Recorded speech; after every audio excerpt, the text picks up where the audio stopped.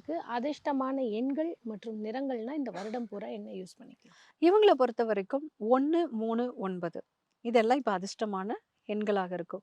நிறம் அப்படின்னு பார்த்தீங்கன்னா, இவங்களுக்கு ஆரஞ்சு, சிவப்பு நிறம், மஞ்சள், சந்தனம் இந்த கலர்கள் எல்லாமே இருக்கும். எக்ஸ்ட்ராவா ஒண்ணுங்க.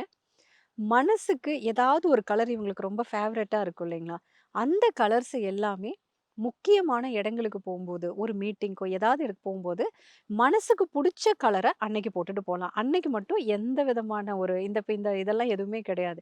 காரணம் என்னன்னா, மனசுக்கு பிடிச்ச ட்ரெஸ்ஸையோ, மனசுக்கு பிடிச்ச கலரையோ போட்டுட்டு முக்கியமான இடங்களுக்கு இவங்க போனாங்கன்னா, அன்னைக்கு இவங்களுக்கு இந்த குழப்பம் சொன்னோம் இல்லைங்களா? அது எல்லாமே இவங்களுக்கு இருக்காது.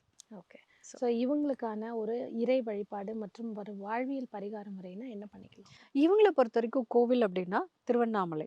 2வது வந்து வள்ளலார். 3வது வந்து ஜோதி வழிபாடு.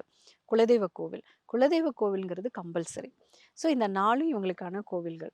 இப்ப இந்த குலதெய்வ கோவில் தவிர்த்து மீதி இருக்கக்கூடிய ஒரு கோவில் போக முடியல அப்டின்னா, இவங்களுக்கு ரொம்ப சிம்பிளா ஒரு பரிகாரம் இருக்குங்க.